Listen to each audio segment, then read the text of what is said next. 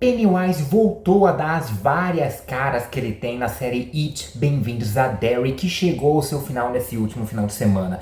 Mas será que a série faz jus aos filmes e também ao livro do Stephen King? Meu nome é Dimitri e sejam bem-vindos a mais um vídeo no canal Nerd Mundo.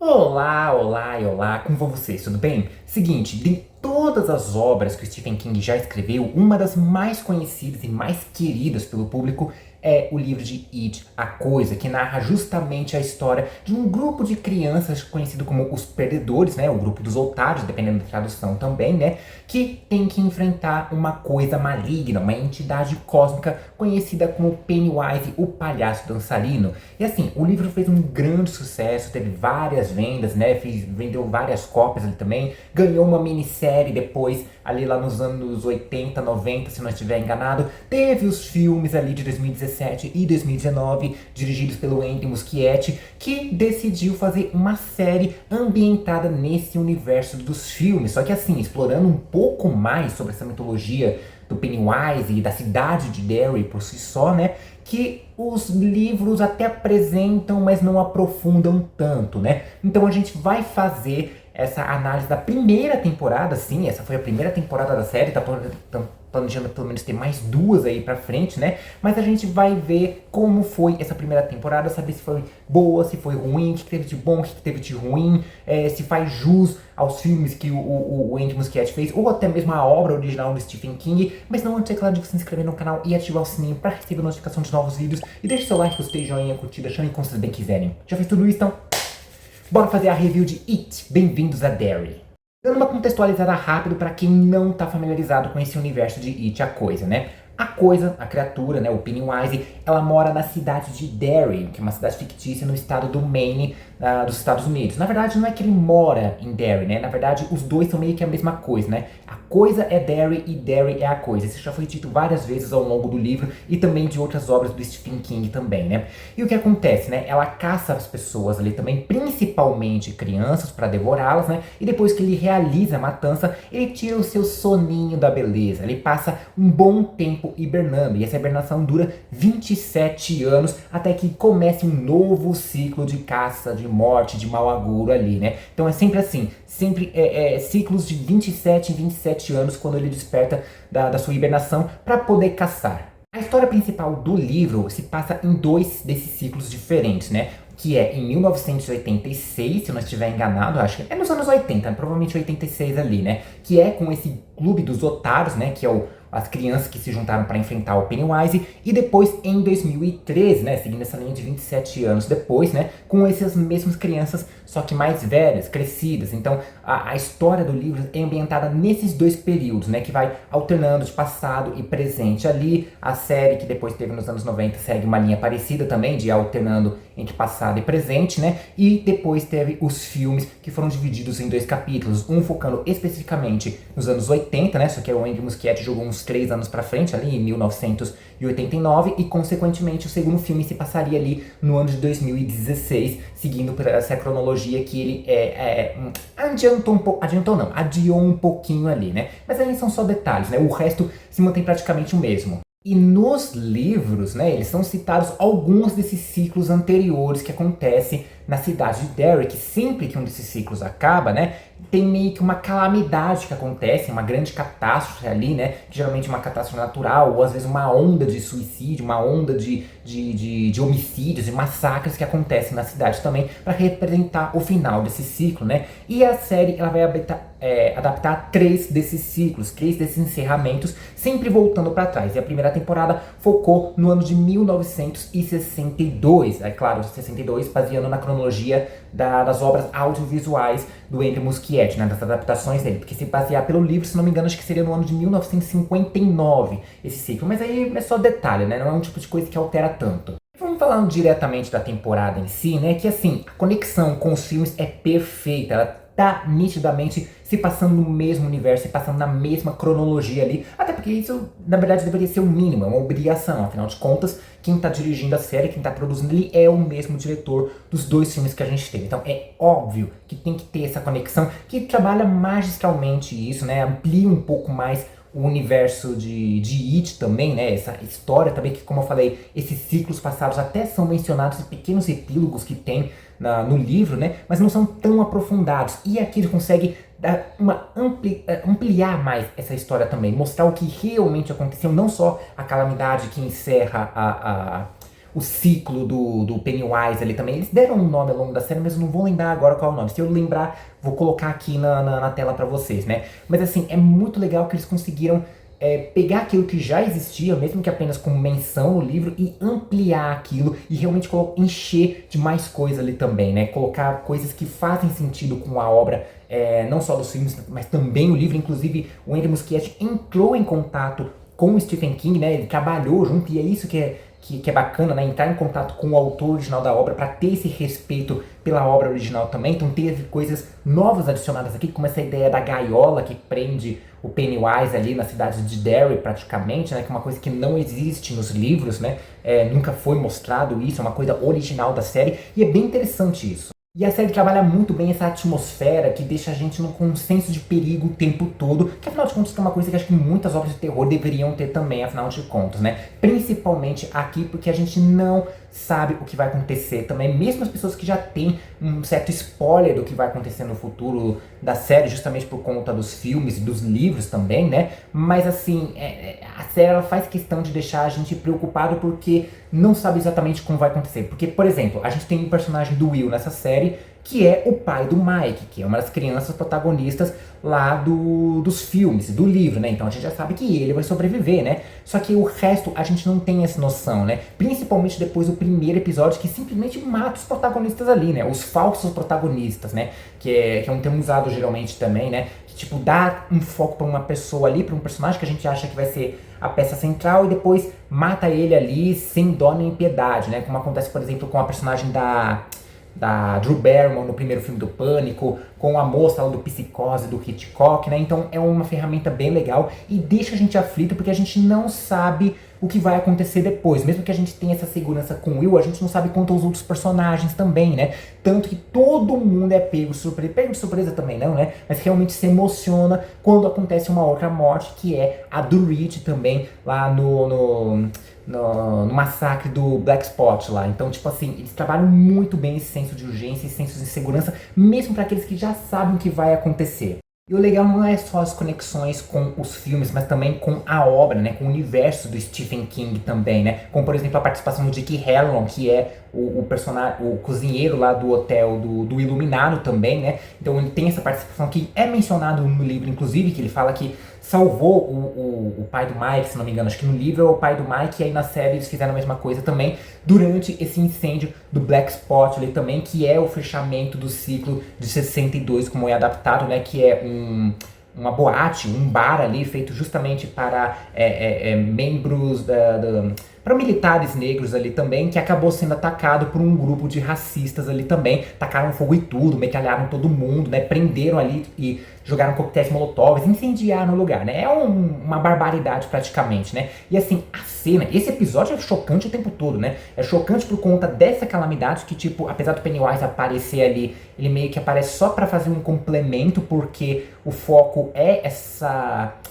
brutalidade feita pelo próprio ser humano, né? Que querendo ou não, tem uma certa influência do Pennywise, mas essa influência só existe porque já existe esse sentimento de ódio dentro dessas pessoas também, né? Então todo aquele momento do episódio é chocante, é te deixar espantado, de queixo caído, e muito de partir o coração também quando o Rich morre também. Nossa, tipo, é assim, tudo bem, a gente já esperava que uma das crianças pudesse morrer mais pra frente, mas pelo menos foi uma morte heróica, né? Foi feita pra salvar a Marjorie também, a garota que ele gostava. Nossa, é realmente um momento emocionante. Eu não lembro a última vez que eu me emocionei tanto com a morte de um personagem assim. Assim, é muito bem feito, muito bem trabalhado. Falando no Pennywise, acho que a gente tem que bater palmas aqui pro Bill Skarsgård, que é o ator que voltou a interpretar o personagem, que interpretou nos filmes e voltou aqui também, porque aqui, assim, ele interpretou praticamente 3 papéis diferentes, né? Que ele interpretou o Bob Gray, que seria o artista original por trás do Pennywise, né, durante o período dele trabalhando no circo, o Pennywise palhaço, né, do circo ali, né, e a coisa, né, ele fez praticamente 3 personagens diferentes e ele brilhou nos 3, dá pra distinguir perfeitamente o que é o que ali, né? Quem é o Bobby Gray, quem é o Pennywise, quem é a coisa. Eu acho que o Bill Skarsgård brilha bastante aqui também e traz uma fisicalidade para esse personagem do palhaço também, porque querendo ou não, para fazer um palhaço, independente se for um palhaço de circo mesmo ou uma criatura maligna se passando por um palhaço, você tem que ter um trabalho físico muito bom ali também, mexe com muitas... a palhaçaria é uma arte milenar também, né? Tá muito relacionado com a comédia dell'arte, que trabalha muito, existe um esforço físico muito grande ali também, e ele brilha 100% ali. Aliás, todo o elenco brilha, acho que todo mundo é muito bom ali também, o personagem que faz o Dick Harrison, né? O Major também, que é pai do Will, a Charles também, as crianças, o elenco de crianças principal ali também é maravilhoso, acho que todos eles têm o seu espaço de brilhar, principalmente o garoto que faz o Rich, que afinal de contas é o mais carismático do grupo. Tem até brasileiro no elenco, que é o agente russo lá, não é russo, o nome dele é russo, né? O sobrenome é russo, né? Que é amigo do pai do Will também, né? É legal ver elenco brasileiro brilhando ali também, mesmo que como personagem coadjuvante, mas é legal ver essa participação do Brasil em outras obras. Mas assim, o elenco todo brilha, mas acho que o Bill Skarsgård é o que merece mais atenção ali. Até a revelação dos vilões, os verdadeiros vilões dessa história, que é muito bem adaptada também. Adaptada não, criada, porque é um tipo de coisa que nunca apareceu no livro, né? Que é essa ideia dos militares serem os grandes vilões, que é um tipo de coisa que a gente já espera, né? Sempre que acontece alguma coisa mística, biológica, cósmica, alguma coisa assim, sempre tem os militares para se intervir e fazer besteira ali também. É só ver Jurassic World, Avatar, ET, é sempre assim. Aí, ó, falei deles, estão aparecendo, estão chegando os helicópteros deles aí pra me calar, né? Não serei silenciado, mas enfim, né? Então é muito legal ver essa ideia, tipo, que começa com uma ideia idiota de tentar aprisionar o Pennywise, né? Fechar mais a gaiola dele pra usar como uma espécie de arma na Guerra Fria. E aí depois a gente descobre que não é pra aprisionar, é pra abrir a jaula mesmo e deixar o bicho solto. Que vamos combinar, né? É um tipo de coisa que a gente esperaria até nos dias de hoje, né? Vendo o general falando ali, né? Com certeza qualquer um poderia imaginar algum chefe de estado ali, sem citar nomes, né? Quem sabe, sabe também, né? Que com certeza teriam o mesmo tipo de pensamento, né? Então, com certeza, eu acho que essa subversão mostrando que o Pennywise, apesar de ser uma ameaça, ele não chega a ser o grande vilão dessa temporada, né? Praticamente os militares fazem esse papel também, né? Os vilões coadjuvantes, pelo menos, né? Então acho que foi um plot twist bem interessante, que muitas pessoas já poderiam imaginar que esse tipo de coisa poderia acontecer, né? Mas é uma trama que começou no primeiro episódio muito lento, ninguém se interessou, mas que ganhou um bom desenvolvimento ali também, né? Fechou, se encerrou muito legal ali. Agora a gente tem que falar de umas coisas que não são tão boas, tem os seus pontos negativos ali na série, que com certeza acho que um monte de gente vai falar, que é a questão do CGI. Um monte de gente, o pessoal que trabalha na produção da série, dizem que o Andy Muschietti adora usar CGI, mas uma coisa é adorar usar, a outra é saber usar. Porque assim, muita gente pegou o ranço dele com o CGI, principalmente depois do filme do Flash, que aquilo ali é horroroso mesmo, né? Aqui não chega a ser tanto, não chega a ser essa coisa mal feita, feita por fazer ali como aconteceu no filme do Flash, mas ainda assim dá pra mostrar que é um CGI de baixo orçamento feito pra série de streaming ali, né? Tudo bem que a gente podia esperar um pouco mais se tratando da HBO Max, né? Que investe bastante em outras produções, como por exemplo obras da DC, como Pacificador, Game of Thrones e coisas assim do tipo também, né? Mas assim, não é um CGI horroroso, mas que meio que quebra a imersão, principalmente quando ele usa junto de efeitos práticos. Pensa assim, ó, tem algumas cenas que são exclusivamente CGI, né? Que realmente dá arrepios na gente, né? Como por exemplo, o bebê mutante que aparece no final do primeiro episódio, ou ainda no primeiro episódio que mostra aquele abajur feito de pele humana. Aquilo ali me deixa arrepiado. Acho que pra mim foi a coisa que mais me assustou naquele episódio, pelo menos, né? Só que assim, quando ele começa a misturar CGI com efeito prático, a gente percebe a quebra ali gigantesca. Como, por exemplo, o episódio da Lily andando pelo mercado, a gente vê os corredores se movendo ali também, a gente vê as pessoas aparecendo com um sorriso escroto ali também, saindo assim, tipo, e assim, tipo, é realmente muito legal. Ou não é a Marge, qual é o nome? A Roni também, né? Que ela sai de dentro do ventre do que seria a mãe dela ali também, né? É muito bacana, é muito bem feito. Só que aí, de repente, essa cena muda pra CGI e aí quebra aquela imersão que a gente tinha feito. Continua boa, mas meio que deixa a desejar. Tipo, fez uma coisa tão boa no efeito prático, por que foi colocar CGI ali também, né? Não precisava. Vai usar CGI? Beleza, porque como eu falei, tem cenas que foram feitas exclusivamente com CGI e ficaram muito boas. Mas quando mescla com o efeito prático, aí já causa uma quebra que meio que deixa a desejar ali, né? Então é um ponto bem negativo na série. Então a minha review, meu veredito, minha crítica final sobre It, Bem-vindos a Derry, é que é uma série excelente. Eu que não sou fã de terror, né, eu curti bastante a série. Eu acho que ela trabalhou um elemento de terror até melhor do que nos filmes, pra falar a verdade, né. Ela acerta em vários aspectos como direção, roteiro, a atuação ali, o elenco é muito bom também, as conexões com os filmes também, e já deixando pontinhas soltas porque a gente pode esperar também para as próximas temporadas que vão tentar os ciclos passados ali, né? É bem trabalhado, é bem amarradinho ali também, essa fidelidade com o universo de Stephen King e a preocupação de manter esse respeito com a obra original a ponto de ir atrás do autor do livro é bem interessante, é bem legal também, né? Mas tem esse ponto negativo do CGI, né? Que, tudo bem, não é perfeito, mas acho que o problema não é nem essa questão de ser bem feito ou não. O problema é mais, tipo, quando mescla com o efeito prático. Acho que tinha que ser ou 100% efeito prático ou 100% CGI em cada cena ali. Misturar os dois dá uma quebra gigantesca, né? O Andy Muschietti tem que se aquietar um pouco na hora de usar o efeito por computador, né? Porque ele primeiro tem que aprender a usar, depois ele começa a usar direito